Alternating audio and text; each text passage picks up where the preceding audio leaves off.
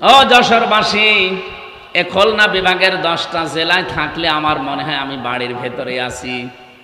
বাড়ির লোককে যেভাবে আমি ভালোবাসি, পছন্দ করি, আপনাদের এই 10টা জেলার মানুষও আমার কাছে ওই রকমই।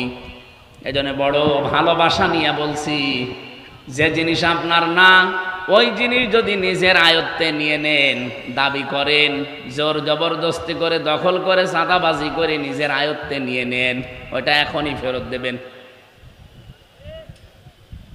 যদি ওটা ফেরত না দেন, আপনি কিন্তু ফালাইসা মিন্না, নবীর উম্মত আর নেই। আর আপনি যদি নবীর উম্মতি না থাকেন, আপনার জন্য আমি মরে গেলে বিসমিল্লাহি ওয়া আলা মিল্লাতি রাসূলিল্লাহ পড়ে করব কি? যে আল্লাহর নামে রসুলের দলে তুলে দিয়ে গেলাম, আপনি তো রসুলের দলে নেই। এই কথা বলেন না কেন? এই জন্য যারা অন্যের জিনিস নিয়েছেন, আগস্টের 5 তারিখের পরে এগুলারও বেশি আরম্ভ হয়েছে।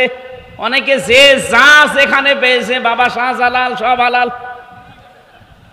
এই চরিত্র যারা, তারা এই মাল ফেরত দেওয়া লাগবে। কারা কারা ফেরত দেবেন হাত তোলেন তো। এই এলাকায় মনে হয় এসব শুরু হয়নি। যদি কারো কিছু দখলে রাখেন যেটা আপনার আসলে না, ওটা ফেরত দিয়ে দেবেন। হাদিসের টিকা বলছি, এবার এদিকে তাকান। হাদিসের টিকায় মুহাদ্দিসিন কিরাম লিখেছেন, হ্যাঁ, কোন জিনিস যদি আপনার আয়ত্তে ছিল, আপনার নিজেরই, কিন্তু এটা আপনি হাতছাড়া করে ফেলেছিলেন, হারিয়ে ফেলেছিলেন, বেদখল হয়ে গিয়েছিল, ওটা যদি আপনি আবার ফেরত পান, তাহলে আপনি হাদিসের শাস্তির আওতামুক্ত থাকবেন। কি বুঝলেন? মনে করেন আমার একটা দোকান ছিল, এটা আমারই, 15 বছরে হাত ছাড়া হয়ে গিয়েছিল, দখল হয়ে গিয়েছিল, অন্য জোর করে কেড়ে নিয়েছিল। এখন আমি ওইটা আবার ফেরত পেয়েছি, তাহলে আমার জিনিস আমি ফেরত পেলাম, আমার অসুবিধা নেই। কি কথা বলছেন? তাহলে ফালাইসা মিন্না আমার জন্য না, আমি নবীর উম্মত থাকবো না, না, এটা আমার জন্য না, কারণ আমার জিনিস আমি পেয়েছি। কিন্তু যেটা আমার না, ওইটা যদি আমি জবরদস্তি করে দখল করে নেই, তাহলে আমি কিন্তু আর নবীর উম্মত নেই। এক কথা বলেন। বাংলাদেশে ইসলামী ব্যাংক নিয়ে কিছু মানুষ ফতোয়াবাজি করে, এমনকি অনেকে ফতোয়া দিয়েছে যে ইসলামী ব্যাংকও ছিনতাই হয়ে গেছে। আপনি এরকম ডাহা মিথ্যা কথা বলেন কি করে? ইসলামী ব্যাংকে আপনার বাবার, যাদের ব্যাংক তারা ফেরত পেয়েছে। এক কথা বলেন না কেন? যাদের ব্যাংক তারা ফেরত পেয়েছে, তাদের মাথার ঘাম পায়ে ফেলে বানানো ব্যাংকটা। আপনার কয় টাকা আছে ওখানে? আপনার বাবা টাকা দিয়েছে। যাদের টাকার ব্যাংক তারা ফেরত পেয়েছে, আপনার সমস্যা কি? আরো আমার মনে হয় এই 15.5 বছরে যেভাবে দখল করেছিল, ডবল টাকা দেওয়া দরকার। এই 15.5 বছরে যাদের জীবন থেকে সময়গুলো কেড়ে নিয়েছে, যারা কেড়ে নিয়েছে, যেহেতু রাষ্ট্রের দায়িত্বে থেকে এগুলো কেড়ে নেওয়া হয়েছে, রাষ্ট্রের উচিত তাদের এই সময়গুলো ফেরত দেওয়া। সময় ফেরত না দিতে পারলে তাদের জরিমানা দেওয়া।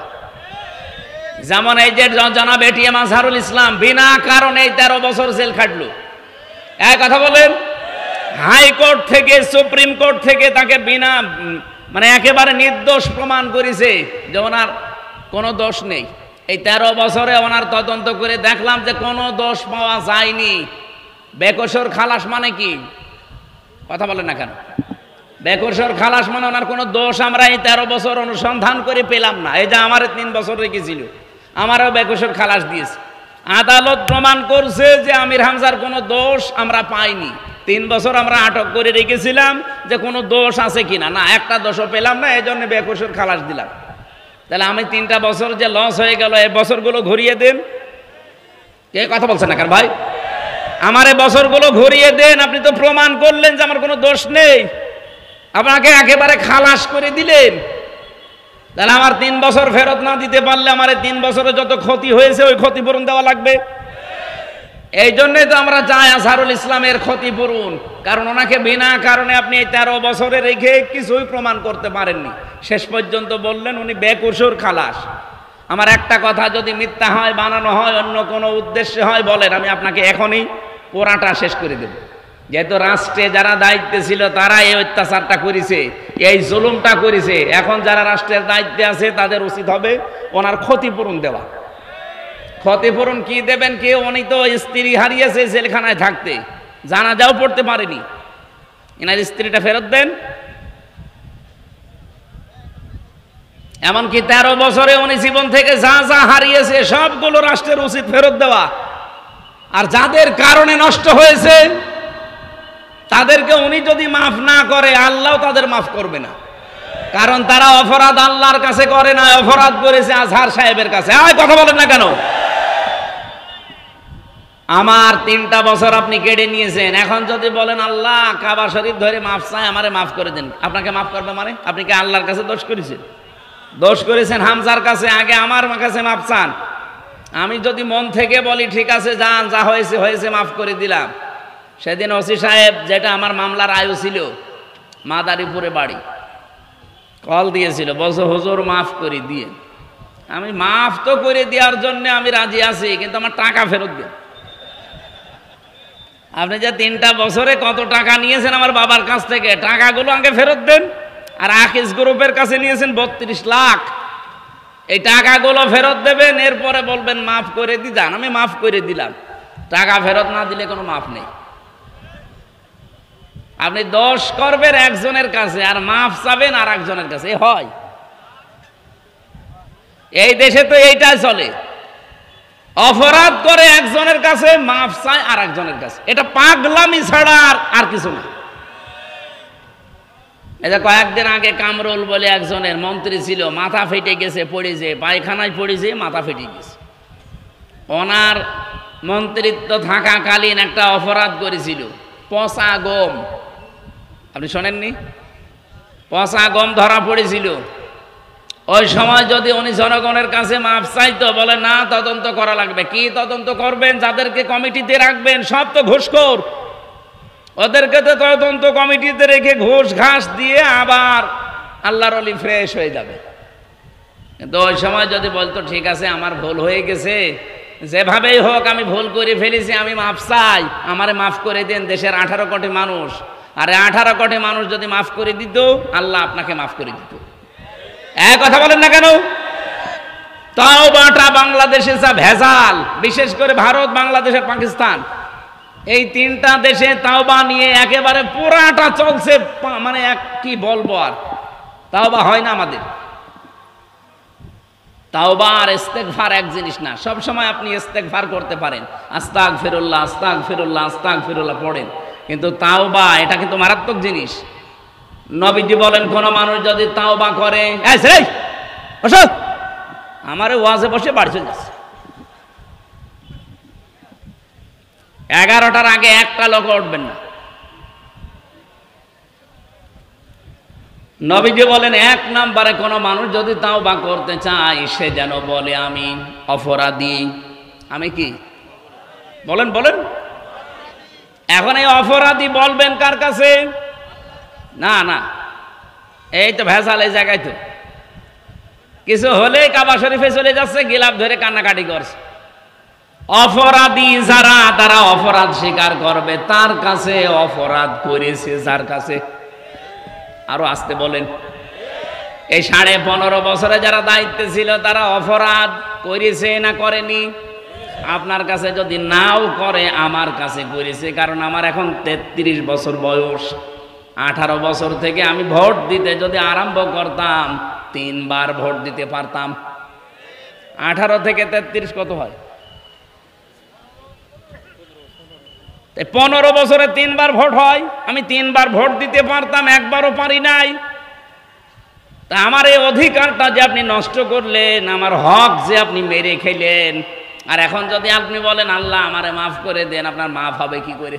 আপনি তো আর আল্লাহর কাছে দোষ করেননি, আপনি ভোট মেরেছেন হামজার। বলেন। ভেতরে থাকাকালীন এক ওসি ছিল আমার সাথে, 8 বছর তার জেল। উনি একদিন আমার কাছে এসে বলছে, হুজুর আমি একটা তাওবা করেছি, দেখেন তো আমার তওবা হয়েছে কিনা। কি তওবা? যে নির্বাচন গেল, রাত 12টার পর থেকে আমার দল লোকজন নিয়ে আমি ভোট কাটা আরম্ভ করলাম। বাক্সগুলো ভর্তি করে জায়গা মতো পাঠিয়ে দিলাম। ফজরের আজান হওয়ার পরে আমরা সবাই ওযু করলাম, গোসল করলাম, পাক পবিত্র হয়ে অপরাধ করেছেন 18 কোটি মানুষের কাছে। এরকম অবৈধভাবে যারা চেয়ারে ছিল, বলেন অবৈধভাবে চেয়ারে বসে থেকেই শেষ না অবৈধ সুখ পেয়েছে? অবৈধ সুখ পায়নি। আমি একটা আয়াত বলছি, দেখেন তো কোনোদিন পড়েছেন কিনা। ফাইন্না মাআল উসরি ইসরা, ইন্না মাআল উসরি ইসরা, পড়েছেন? কোনোদিন চিন্তা করেছেন আয়াত নিয়ে? আল্লাহ পাক বলেন ফাইন্না মাআল উসরি ইসরা। এবার একটু তাকান, উসরনের আগে আল্লাহ আলিফ লাম দিয়েছেন, নির্দিষ্ট করে দিলেন, এটা মারিফা। কিন্তু ইসরার আগে আলিফ লাম দেয়নি, এটা অনির্দিষ্ট নাকেরা। আমি আয়াতটা পড়ার পরে এই যে জেলখানায় যে চিন্তা করলাম, কারণ 3টা বছর ধরে আমরা তালাবদ্ধভাবে এক ঘরের ভেতরে ফাঁসির কন্ডেম সেলের ভেতরে রেখেছিল, কোনো কাজ নেই, কাম নেই। কোনো আয়াত পেলেই ভাবতাম যে দেখি এখান থেকে তথ্য বের করা যায় কিনা। চিন্তা করলাম আল্লাহ উসরনের আগে আলিফ লাম দিয়ে নির্দিষ্ট করলেন, পরের শব্দ ইসরার আগে দিলেন না কেন? আবার এর আগে আল্লাহ মা দিয়েছেন, এর আগে আবার ইন্না দিয়েছেন। যারা এখানে আরবি গ্রামার বোঝে ওনাদের জিজ্ঞাসা করেন, ইন্না শব্দটা আল্লাহ গ্যারান্টি দেওয়ার জন্য ব্যবহার করে, মার পরে উসরুন ইসরা। আমি শব্দের দিকে খেয়াল করে মিলিয়ে দেখি, হ্যাঁ এটা তাফসিরে ফি জিলালিল কোরআনের টিকা, এই ব্যাখ্যাটা উনি হালকা দিয়েছেন সাইয়্যিদ কুতুব রহমাতুল্লাহ আলাইহি। উনি বলেন কোন মানুষ যদি পৃথিবীতে একটা কষ্ট সহ্য করে, কয়টা? বলেন বলেন। একটা কষ্ট যদি কোনো মানুষ দুনিয়ায় সহ্য করে, আর ওই কষ্টটা যদি হয় 3টা কারণে, এটা ফি জিলালিল কোরআনে পাবেন টিকায়। একটা কষ্ট আপনি যদি দুনিয়াতে সহ্য করতে পারেন, আর ওই কষ্টটা যদি হয় 3টা কারণে, তাহলে একটা কষ্টের জন্য ইসরা যেহেতু মারিফা না, এটা নাকেরা, আল্লাহ কমপক্ষে 10 থেকে 70টা শান্তি, সুখ, কল্যাণ, সহজ বিষয় আপনাকে দুনিয়া আখিরাতে দান করবে। না আপনি বুঝেছেন কিনা আমি জানি না। আপনি যদি কষ্ট পেয়ে থাকেন কয় কারণে? বলেন বলেন।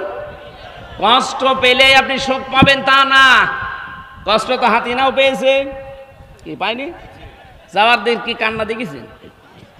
স্বামী মরে গেল মনে হয় মহিলা তো কাঁদতে দি, ঠিক কন্দন করছিল, কষ্ট না পেলে কাঁদলো কেন? তার এই কষ্টের কান্নাটা কিন্তু 3টা কারণের একটা কারণও আমি পাইনি। 1 নম্বরে আপনি যদি কষ্ট পেয়ে থাকেন দুনিয়ায় আল্লাহর জন্যে, কার জন্যে? বলেন বলেন। 2 নম্বরে রাসূলুল্লাহর জন্যে, 3 নম্বরে মানবতার জন্যে। এই বাংলাদেশে 54 বছর বাদ দিলাম 15 বছরে আপনি হিসাব করেন, বহু মানুষ আল্লাহর জন্যে তারা চাকরি হারিয়েছে, আল্লাহর জন্য তারা চেয়ার থেকে উপরের চেয়ারে উঠতে পারে নাই। ও যদি আল্লাহর পথ রাসূলুল্লাহর পথ বাদ দিয়ে অন্য কোনো পথে চলতো, ও চেয়ারে খালি উঠতেই থাকতো। এরকম বহু মানুষ উঠেছে না ওঠে নাই? বলেন না কেন? যারা এই যে কষ্ট পেলেন এই 3 কারণে, আল্লাহর জন্য, রাসূলুল্লাহর জন্য, মানবতার জন্য, একটা কষ্টের সুখ পাবেন কয়টা? 70টা। বলেন বলেন, আরো জোরে বলেন।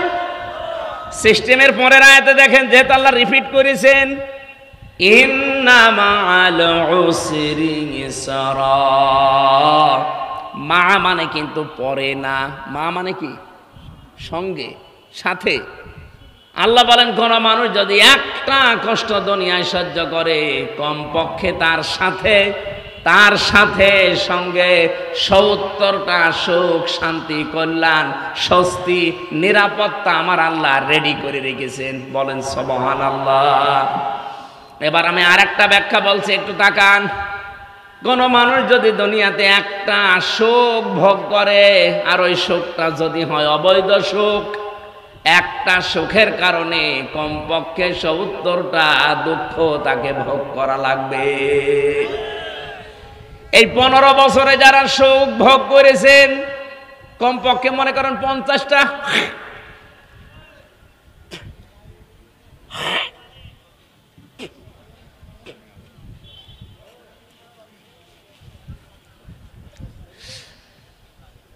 যারা অবৈধ সুখ ভোগ করেছিলেন এই 15 বছরে, আপনি হিসাব করে বলেন 50টা সুখ আপনি ভোগ করেছেন। সুখ বোঝেন? সুখ বোঝেন না? এই সুখগুলো যারা ভোগ করলেন 50টা, এক একটা সুখে যদি 70টা করে অশান্তি আপনি ভোগ করতে, আল্লাহ তো আপনাকে দেবেই, কারণ মা আছে। আপনি হিসাব করে বলেন তো 50টা সুখে দুঃখ হবে কয়টা? 3,500। কিসের 350? 3,500।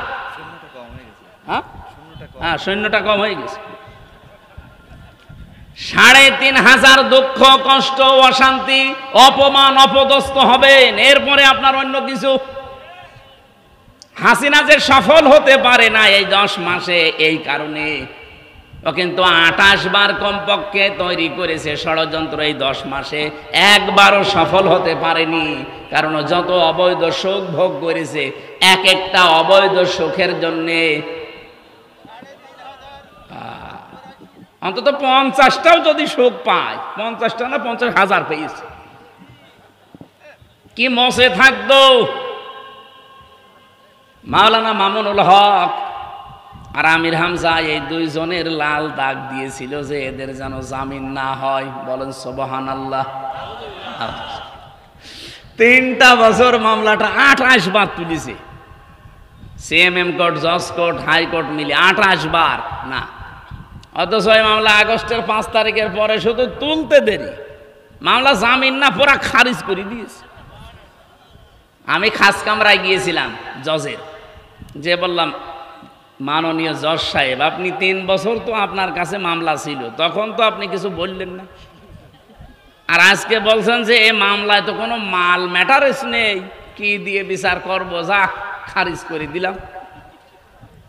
আগে কি মাল ছিল এই 3 বছর? না হুজুর। না হুজুর মানে তখন জামিন দিলে তো আমার 3 বছর জেলে থাকা লাগে না। হুজুর কিছু করার নেই, আমার হাত বাঁধা ছিল। কি ছিল? 1628 জন মানুষ বাংলাদেশে দায়িত্বে আছে, এখনো আছে। শুধু ওই মহিলাটার হাত শুধু খোলা ছিল, তাছাড়া বাকি এই দেশের 1627 জন মানুষের হাত সব বাঁধা ছিল। ও কাওয়া কাকুরও হাত বাঁধা ছিল। ও কাওয়া কাকে কা করতো, ও যদি একটু ডান থেকে বামে যায়, ও কাওয়ার গোষ্ঠীও শেষ করে দিত। যেই কয়েকজন ছিল আমি তো দেখেছি, সবগুলোর হাত বাঁধা, কেউ কিছু পারবে না, সব আল্লাহর ওলি বলি দেবে। তারপর আমরা চাই আগামীতে এই দেশ যারাই নেবেন, কে নেবেন আমরা জানি না, যারাই নেবেন 1628 জন মানুষ দায়িত্বে থাকবে। কারো হাত যেন এভাবে বাঁধা না থাকে, সবার হাত থাকবে আবু সাইদের মতো খোলা। এটা চান কারা কারা দেখে? লিল্লাহে তাকবীর।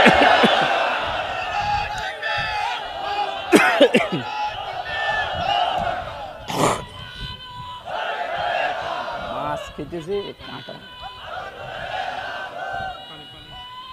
পানি না, মানে মাছ খেতেছে কাঁটা বিধি, এই জন্য ঝামেলা হচ্ছে।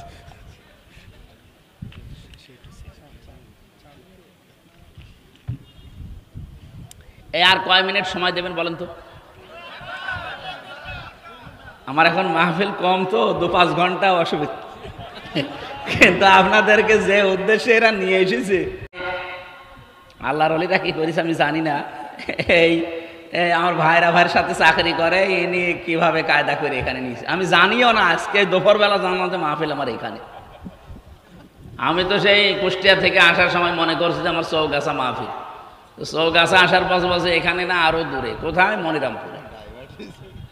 দেখ হয়ে গেছে যখন, আর এটা একটা উদ্দেশ্য নিয়ে দিয়েছে। আমরা আয়াতে যাচ্ছি, তাফসীর মাহফিল শোনার জন্যই তো এসেছেন নাকি? অন্তত আর কিছুক্ষণ সময় চাচ্ছি আপনাদের কাছে।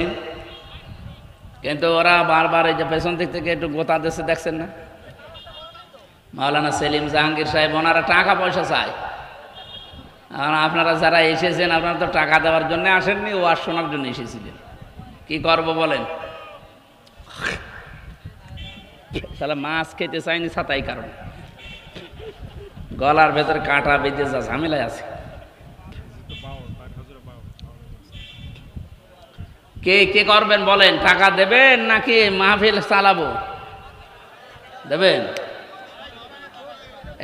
ভেতরে কি ব্যাগ দিয়েছিলেন? ব্যাগটা দিয়ে দিয়েছে, আবার কি কিভাবে টাকা চাবো? আমি তো টাকা কালেকশন করতে পারি না।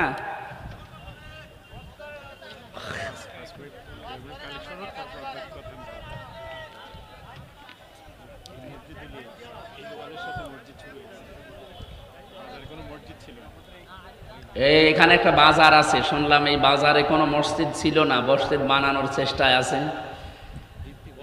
কোরআনে কারিম এবং হাদিসের ভাষা আমি যতটুকু বুঝি, মান বানা লিল্লাহি মাসজিদান বানাল্লাহু লাহু বাইতান ফিল জান্নাহ, এটুকু তাকান। একবারে পুরা 2 তলা 3 তলা মসজিদ করে দেওয়া লাগবে, এইটা হাদিস না। হাদিস হচ্ছে মান বানা লিল্লাহি মাসজিদান, যে ব্যক্তি একটা মসজিদ বানাবে। মসজিদ মানে কি? একটা সেজদার জায়গা, একটা টাইলসের জায়গা, এটাও একটা মসজিদ।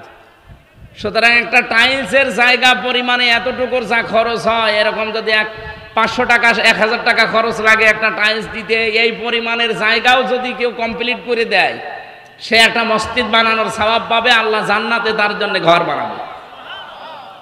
একেবারে পুরাটা 2000 স্কয়ার ফিট বানিয়ে ছাদ করে দেওয়া লাগবে, এটার নাম মসজিদ না, ওটা তো কমপ্লিট। আপনি শুধু একটা টাইলসের জায়গা পরিমাণ একটা মানুষ সেজদা দিতে পারে, এতটুকু জায়গার যে খরচপাতি আছে এতটুকু দিয়ে দিল। জায়গা আছে মসজিদের, ও কলম পর্যন্ত ওঠানো হয়ে গেছে, শুধু একটা সেজদার জায়গা কমপ্লিট করার মতো অর্থ আপনি দিয়ে দেবেন। এখন না পারলেও এসে দিয়ে দেবেন। আপনি একটা নিয়ত করে রাখেন, কারণ এই উদ্দেশ্যে আজকের এই অনুষ্ঠানটা দেওয়া, নয়তো এই অনুষ্ঠানটা এই গরমের ভেতরে দিত না। আপনাদের বারবার বলছে তো, এই জন্য আপনারা একটু চেষ্টা করেন। একটা সেজদার জায়গা বানাতে যা লাগে, 2টা টাইলস হলে একটা সেজদার জায়গা হয়ে যায়। অন্তত এই পরিমাণের যে খরচ আছে, আপনারা একটু নিয়ত করে, হয়তো 500 700 1000 মতো লাগবে, আপনারা দিয়ে দিন। 50-60 জন যদি এইভাবে করেন, দেখেন জায়গাটা কমপ্লিট হয়ে যাবে। কিয়ামত পর্যন্ত এখানে সেজদা চলতেই থাকবে ইনশাআল্লাহ। হযরত ইব্রাহিম আমাদের জাতির পিতা, সূরা মরিয়মের 41 নম্বর আয়াত যেটা আমরা তেলাওয়াত করেছিলাম, আল্লাহ রাব্বুল আলামিন বলেন, ওয়াযকুর ফিল কিতাবি ইব্রাহিম ইন্নাহু কানা সিদ্দীকান নাবিয়্যা। স্মরণ করো আমি ইব্রাহিম নবীর আলোচনা আমার এই কিতাবের ভেতরে আপনাকে আমি করে শোনালাম। নিশ্চয় সে ছিল সিদ্দিক এবং নবী। এই 2টা গুণ আমাদের জাতির পিতা ইব্রাহিম আলাইহিস সালামের আল্লাহ বর্ণনা দিলেন। এবার আসেন, ওনাকে আল্লাহ যে কিতাবের ভেতরে বর্ণনা করে আমাদেরকে শুনিয়েছে ইব্রাহিম নবীর কাহিনী, সেই কিতাবের নাম হচ্ছে কোরআন শরীফ। সেই কিতাবের নাম কি? আরো জোরে বলেন। যে কোরআনে কারিম থেকে আমরা কথা শোনার জন্য অলরেডি বসে আছি। আজকে যে আয়াত পড়েছিলাম সূরা ইব্রাহিমের 6 নম্বর আয়াত, রব্বুল আলামিন জানিয়েছেন, কিতাবুন আনজালনাহু ইলাইকা লিতুখরিজান নাসা মিনাজ যুলুমাতি ইলান নূর। হে নবী, এই কিতাব আমি আপনার প্রতি এই জন্য নাজিল করলাম, এই কিতাব দিয়ে আপনি মানুষদেরকে অন্ধকার থেকে আলোর দিকে নিয়ে আসবেন। তাফসিরে মুফাসসিরিন ইকরাম ব্যাখ্যা করেছেন, এখানে যুলুমাত বহু বচন দিয়ে আল্লাহ বুঝিয়েছেন, দুনিয়ায় যত শিরিক, বেদাত, কুফর এবং মানুষের তৈরি করা আইন কানুন আছে, সব আল্লাহর ভাষায় অন্ধকার। আপনারা জ্ঞানী মানুষ, বিচক্ষণ মানুষ, বুদ্ধিমান মানুষ, একটু বুদ্ধি কাজে লাগান, মাথাটা ঠান্ডা করে কাজে লাগান। দুনিয়ায় যত শিরিক আছে, বেদাত আছে, কুফর আছে, এগুলো আল্লাহর ভাষায় সব অন্ধকার। বিশেষ করে মানুষের তৈরি করা আইন আর কানুন, এগুলো সব অন্ধকার। এখান থেকে চলে যাবেন, এখান থেকে মানুষদেরকে বের করে তিনি আলোর দিকে নিয়ে এসেছিলেন। এখানে আলো বলতে যে বিষয়টা আমরা তাফসিরে পেয়েছি, তার নাম ইসলাম। জোরে বলেন সুবহানাল্লাহ। সুতরাং আমরা এই একই কাজ এখন করছি। আল্লাহর কসম, আমরা এই দেশে যারা একামতে দিনের দায়িত্ব মন থেকে পালন করি, আর এই কাজে যারা জড়িত আছি, তারাও মানুষদেরকে অন্ধকার থেকে বের করে আলোর দিকে, ইসলামের দিকে আমরা আনতে চাই। আপনি যাই মনে করেন না কেন, যদি মনে করেন না এটা ওদের দুনিয়ার কাজ, এটা রাজনীতি, এটা ধর্ম, ব্যবসা, যা মনে করেন, আমার অসুবিধা নেই। আমি কোরআন থেকে যেটা পেয়েছি, মানুষের তৈরি করা আইন কানুন এগুলো সব অন্ধকার। শিরিক এটা অন্ধকার, বেদাত এটা অন্ধকার, কুফরি এটা অন্ধকার, জুলুম এটা অন্ধকার। এখান থেকে মানুষদেরকে বের করে আমরা আলোর দিকে, ইসলামের দিকে নিয়ে আসতে চাই। শান্তির ধর্ম যেটা, অমাইয়াবতাগি গায়রাল ইসলামি দীনান ফালাইয়ুকবালা মিন ওয়া ফিল আখিরাতি মিনাল খাসিরিন। আল্লাহ পাক বলেন, পৃথিবীতে কোনো মানুষ যদি ইসলাম বাদ দিয়ে অন্য কোনো ধর্ম, অন্য কোনো নিয়ম নীতি, অন্য কোনো দিন তালাশ করে, সে জীবনেও আল্লাহকে খুশি করতে পারবে না। এমনকি তার জীবনের কোনো ইবাদত বন্দেগী কবুল হচ্ছে না, হবে না। বলেন নাউজুবিল্লাহ। আশা করছি এই কথাটা আপনি অন্তরে গেঁথে বাড়ি নিয়ে যাবেন। ইসলাম বাদ দিয়ে কোনো নিয়ম নীতি মেনে আল্লাহ পর্যন্ত যাওয়া সম্ভব না, সে যে নিয়ম নীতি হোক। আল্লাহ পাক বলেন, আমার এই কিতাবের ভেতরে ইব্রাহিম নবীর কাহিনী তোমাদেরকে শোনালাম। এক নম্বরে তিনি সিদ্দিক ছিলেন। সিদ্দিক কাকে বলে?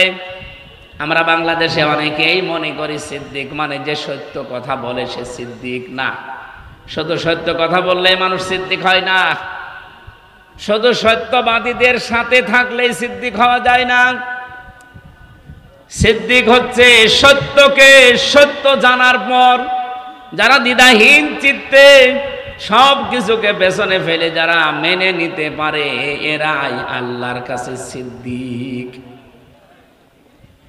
আর সত্যকে সত্য জানার পরে অনেকে দুনিয়ার ফেরে বেপড়ে মানতে চায় না। সত্যকে সত্য জানার পরে অনেকে বিভিন্ন প্রভাব প্রতিপত্তি, বিভিন্ন কারণে তারা সত্যকে গ্রহণ করতে চান না। আপনার বিবেকে কি বলে আসলে সত্য কোনটা আপনি কিন্তু বুঝে ফেলেছেন, আপনি জানেনও। এরপরও বিভিন্ন পিছুটানের কারণে যারা মানতে চান না, গ্রহণ করতে চান না, আপনি যতই সত্য কথা বলেন সিদ্দিক হতে পারবেন না।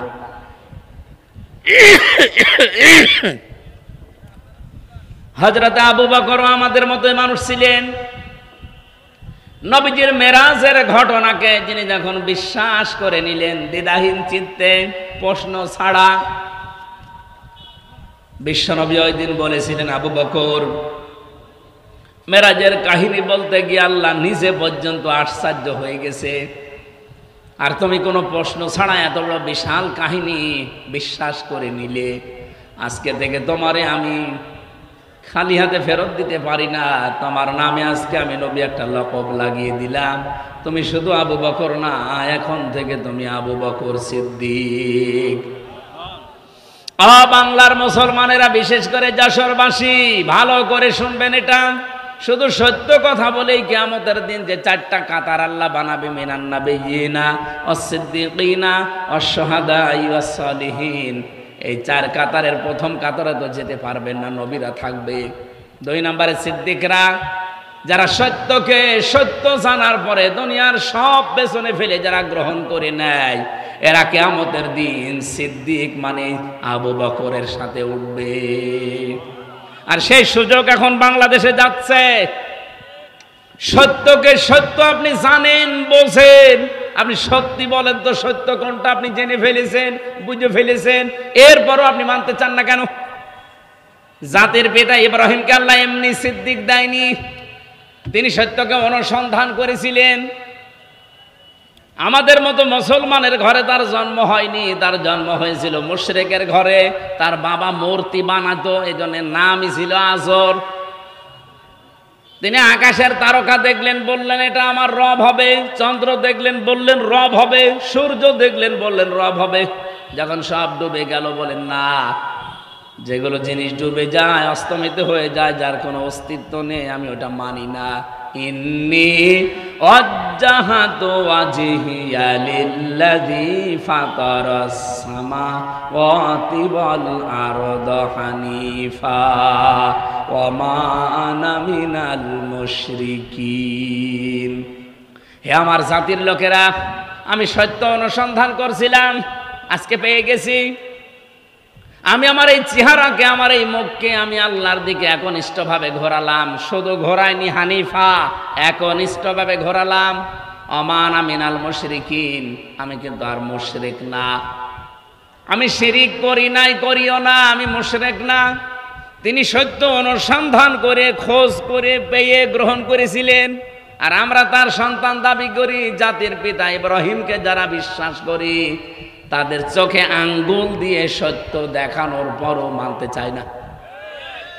আমার কথার অর্থ আমি মনে হয় আপনি বুঝে ফেলেছেন। এরপরও যদি না বোঝার ভান করে থাকেন, এদিকে আসেন, আসেন, কানের নিচে এমন জোরে দুইটা দেব আপনি সব বুঝে ফেলবেন। এত বাংলায় বলার পরও বলে বুঝি না। ৭৩টা দল কাজ করছে বাংলাদেশে। সত্য দল কোনটা আপনি কিন্তু সব জানেন, সব বোঝেন, এরপরও আপনার পিছু টানের কারণে আপনি মানতে পারেন না। আপনি ঠিক না বললেও এটাই ঠিক। আপনি জানেন না ৭৩টা দল এই দেশে দিন কায়েম যদি হয়, কারা দিন কায়েম করে টিকিয়ে রাখতে পারবে এই ৭৩টা দলের ভেতরে? আপনি জানেন না? কাদের একেবারে ইউনিয়ন পরিষদ থেকে শুরু করে সংসদ, আন্তর্জাতিক জীবন পর্যন্ত চালানোর সব জায়গায় যোগ্যতা সম্পন্ন লোক কাদের হাতে আছে, কাদের কাছে দিলে দেশটা নিরাপদ থাকবে, বিক্রি হবে না, সব আপনি দেখেছেন, জানেন, আপনি বুঝতেছেন, কিন্তু পেছনের টানের কারণে আপনি মানতে পারেন না। আপনি সত্যকে সত্য জানার পরও মানতে পারেন না। কিয়ামতের দিন আবু বকরের সাথে এই কাতারে উঠতে পারবেন না। ইব্রাহিম নবীকে আল্লাহ প্রথম গুণ দিয়েছেন, তিনি সিদ্দিক ছিলেন। সত্যকে সত্য জানার পর আর বাবা মার দিকে তাকান নাই, গোষ্ঠীর দিকে তাকান নাই, বংশের দিকে তাকান নাই, জাতির দিকে তাকান নাই, বলেছেন হানিফা, সব দিক থেকে মুখ ফেরালাম, আমি একনিষ্ঠভাবে আল্লাহর দিকে ঘুরলাম। আজ সেই সময় এসেছে বাংলাদেশে। ইব্রাহিমের সন্তান যারা দাবি করেন, সত্যকে সত্য জানার পরে গ্রহণ করতে গেলে অনেক কিছু আপনার ছাড়া লাগতে পারে। আপনার বংশের লোক বেজার হতে